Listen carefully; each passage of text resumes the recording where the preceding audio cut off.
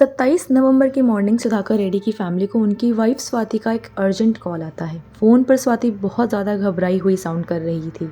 उसने बताया कि घर में 4-5 अननोन लोग घुस आए हैं and they have brutally attacked Sudhakar and also tried to set him on fire. Welcome to our true crime series. मैं हूं आपकी दोस्त और होस्ट। आज हम एक ऐसे केस की बात करेंगे जो आपको सोचने पर मजबूर कर देगा कि प्यार, धोखा एंड ऑब्सेशन एक इंसान को कितनी हद तक ले जा सकता है। क्या कोई पर्सन अपनी पूरी लाइफ प्रिटेंड कर सकता है to be someone they are not? This is a story of love, betrayal and murder. But you know the craziest part? The truth was uncovered by something as simple as a bowl of mutton soup. Yes, a bowl of mutton soup.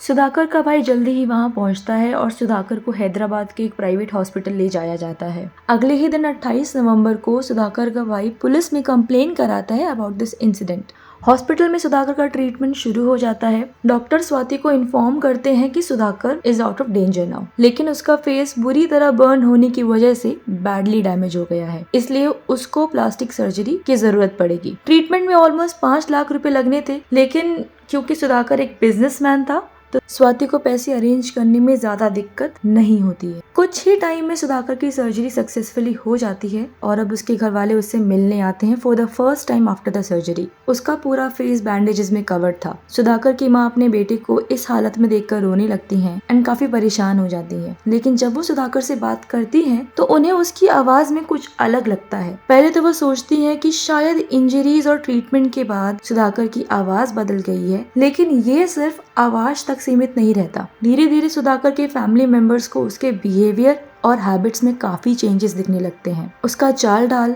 Body language और physical appearance like body structure पहले से बिल्कुल अलग लग रहा था। और इसके अलावा सुधाकर अपने कुछ क्लोज रिलेटिव्स को पहचान भी नहीं पा रहा था। घर वाले परेशान हो जाते हैं और उन्हें ये लगने लगता है कि कहीं अटैक के बाद सुधाकर का ब्रेन अफेक्ट तो नहीं हो गया है या फिर सर्जरी में कुछ गलत तो नहीं हो गया है। पर फिर वो अपने डाउट्स को साइड रखते हुए सोचते हैं कि शायद सुधाकर जब घर आएगा तो सब कुछ नॉर्मल हो जाएगा। फिर एक दिन हॉस्पिटल में बर्न इंजरीज के पेशेंट्स को मटन सूप दिया जाता है फॉर फास्ट रिकवरी। जब नर्स ने सुधाकर को सूप दिया, सुधाकर ने सूप पीने से साफ साफ मना कर दिया। नर्स ने जब उसका रीजन पूछा तब उसने बताया कि वो एक वेजिटेरियन है। ये बात जब उसके फैमिली मेंबर्स को पता चलती है तो वो शॉक्ड हो जाते हैं, क्योंकि उनका सुधाकर तो नॉन वेजिटेरियन था और उसको मटन सूप बहुत ज्यादा पसंद था। अब उनका शक और बढ़ गया। फैमिली ने उससे कुछ सवाल पूछने शुरू कर दिए जो कि सिर्फ असली सुधाकर को पता होते। ये सब होने की वजह से जो इंसान वहाँ सुधाकर बनकर हॉस्पिटल में बैठा हुआ था, उसने अब थोड़ा बहुत भी बोलना बंद कर दिया और हाथ पर लिखकर या फिर साइन लैंग्वेज में बात करने लगा। ये सब देखकर सुधाकर के फैमिली मेंबर्स और ज्यादा सस्पिशियस हो जाते हैं एंड उन्होंने पुलिस को इस बारे में इन्फॉर्म कर दिया। और इस सब में फैमिली को सबसे ज्यादा शक सुधाकर की वाइफ स्वाति पर ही था। पुलिस भी ये सब सुनकर हैरान हो जाती है और उन्होंने केस को एक अलग एंगल से इन्वेस्टिगेट करना शुरू कर दिया। सबसे पहले उन्होंने हॉस्पिटल में बैठे सुधाकर के फिंगरप्रिंट्स लिए और उसको असली सुधाकर के आधार कार्ड पर रजिस्टर्ड फिंगरप्रिंट्स के साथ मैच करवाया। एंड जैसा कि आप लोगों ने गेस कर लिया होगा, फिंगरप्रिंट्स मैच नहीं होते हैं। वो दोनों फिंगरप्रिंट्स अलग अलग पर्सन के थे। सुधाकर के घर वाले बिल्कुल शॉक्ड हो जाते हैं। जिस इंसान का इतने दिनों से वह ख्याल रख रहे थे, जो इंसान उनका बेटा, भाई और पति होने के नाटक कर रहा था, वो एक्चुअली सुधाकर था ही नहीं, बल्कि ये कोई और था जो सुधाकर बनकर वहाँ बैठा हुआ था। ये सब होने के बाद पुलिस स्वाति को क्वेश्चनिंग के लिए ले जाती है। स्वाति की स्टोरी में काफी सारे लूपहोल्स होते हैं एंड वो बार बार अपनी स्टेटमेंट्स चेंज कर रही होती है, जिसकी वजह से पुलिस का शक उस पर और ज्यादा बढ़ जाता है। जब पुलिस थोड़ा स्ट्रिक्ट होकर स्वाति पे प्रेशर डालती है तो वो सच बोलना शुरू कर देती है। उसकी स्टेटमेंट सुनकर पुलिस भी शॉक्ड हो जाती है एंड स्वाति बताती है कि 27 नवंबर 2017 के दिन एक्चुअली हुआ क्या था। स्वाति रेड्डी जो एक 27 साल की नर्स थी तेलंगाना के नागरकोल टाउन में, उसकी 2014 में एम सुधाकर रेड्डी जो कि एक 32 साल के बिजनेसमैन थे, उनसे शादी होती है। शादी के बाद सब कुछ नॉर्मल चल रहा था और कुछ ही टाइम में उनके 2 बच्चे भी हो जाते हैं, एक लड़का और एक लड़की। फैमिली लाइफ शांति से चल रही थी, लेकिन 2015 में शादी के सिर्फ 1 साल बाद स्वाति को बैक पेन का इशू होने लगता है। इसकी वजह से उसने अपने ही हॉस्पिटल में फिजियोथेरेपी लेना शुरू कर दिया और ये ट्रीटमेंट उसे कोई और नहीं बल्कि राजेश आजाकोलू जो एक 24 साल का फिजियोथेरेपिस्ट था वो दे रहा था। धीरे धीरे ये दोस्ती गहरी हो गई और कुछ ही टाइम में उनकी ये दोस्ती प्यार में बदल गई। जब भी सुधाकर घर पर नहीं होते थे, राजेश अक्सर स्वाति से मिलने आता था और दोनों दिन में लगभग 4 से 5 बार बात भी करते थे। स्वाति और राजेश अपनी लाइफ साथ में स्पेंड करना चाहते थे, बट स्वाति अपने हस्बैंड सुधाकर को डाइवोर्स नहीं देना चाहती थी। For her,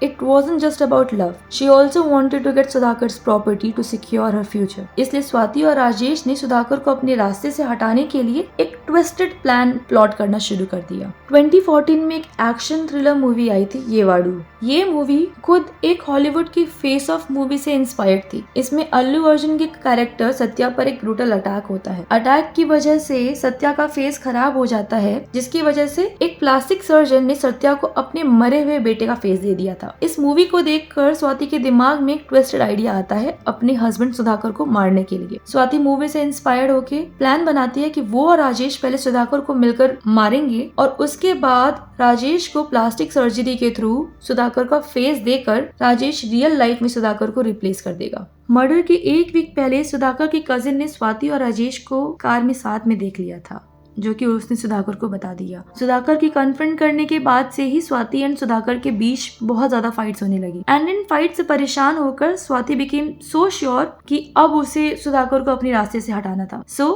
प्लान के अकॉर्डिंग स्वाति ने मर्डर के कुछ दिन पहले ही अपने दोनों बच्चों को ग्रैंड पेरेंट्स के घर भेज दिया था। 27 नवंबर 2017 को when Sudhakar was sleeping, Swati ने उसको एनेस्थीसिया का इंजेक्शन लगा दिया, जिसकी वजह से सुधाकर बिकेम अनकॉन्शियस। उसके बाद स्वाति और राजेश दोनों ने सुधाकर को आयरन रॉड से पीट कर मार डाला और to make sure that his body doesn't get identified, अगर कभी मिल भी जाए, दोनों ने उनका फेस भी डिसफिगर कर दिया था ताकि सबूत तो हो बट पहचान ना हो सके। And to be sure that he is dead, वो दोनों वहां तक नहीं रुकते हैं। वो सुधाकर के फेस को पिलो से भी दबाते हैं ताकि सुधाकर के जिंदा रहने का बिल्कुल भी चांस ना रहे। I don't know guys what to say. ये इतना ब्रूटली सुधाकर को मारा गया था। Like even though he was given anaesthesia, maybe he must not have felt that much pain, but still how do people get it in themselves to murder someone who they have been living with. 24 घंटे आप रहते हो उनके साथ, you're seeing them on daily basis, then they are your husband, they are the father of your kids and they are trying to provide you, like अपना वो best कर रहे हैं to provide you, to make sure that you get everything, and आप इतना selfish कैसे हो सकते हो कि आप इतनी बुरी तरह आयरन रॉड से मार के I don't know guys what to say. I think we will never know कि like what goes on in the mind of these kind of people. But yeah, okay.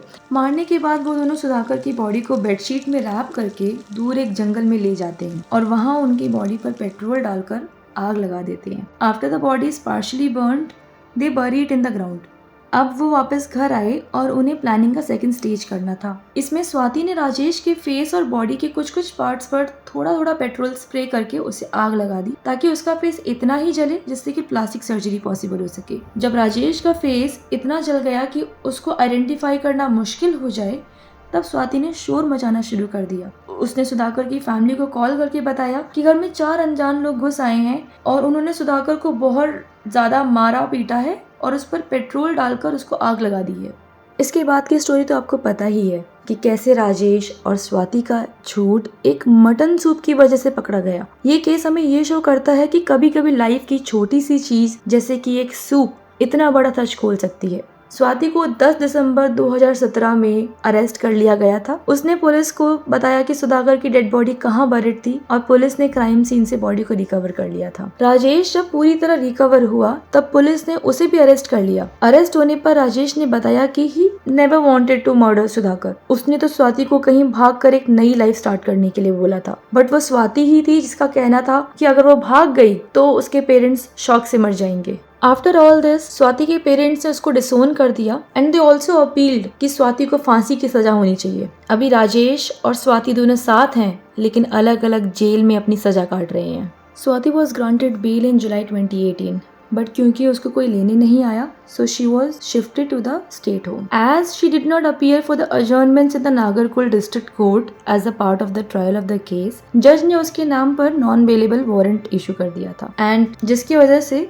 she was arrested in the state home and then shifted to Mehboob district jail. As of today, they both are in jail. But you guys must be thinking why Swati got the bail. Actually, I tried looking it up, but I couldn't find any information on that. But उन्हें कितने years की सजा मिली है या फिर उनको life imprisonment की सजा मिली है कि नहीं मिली है, इसके बारे में कुछ भी concrete information नहीं मिला मुझे. I'm not sure how Swati managed to convince Rajesh for this insane plan. I mean, how could someone willingly pour petrol on their face and body and then set themselves on fire? चाहे आप किसी से कितना भी प्यार करते हो, but how is it possible? और सबसे बड़ी बात, the same person who once loved your face is now asking you to destroy it.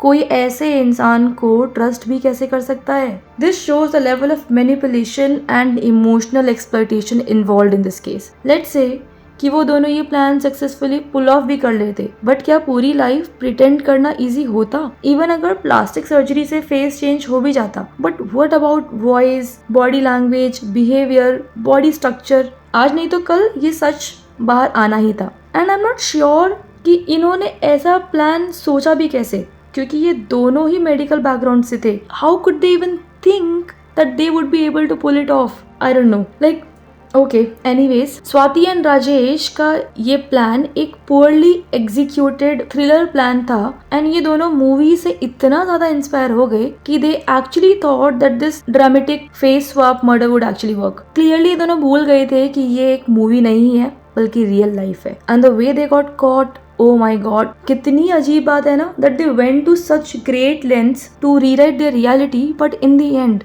Rajesh couldn't even eat a simple meal, let alone live the life of another man. As we are ending this case, I am left with more questions than answers. Like, what drives people to commit such heinous crimes? I guess we'll never know. Please let me know in the comment section कि आप क्या सोचते हैं. And अगर आपको कोई case recommend करना है, then you can also comment that. I will try to pick it up as the next case. And if you really like the video, please do share it with your friends. This is my second video on the channel. It will really help me to grow my channel. Please do like, share and subscribe. Thank you guys.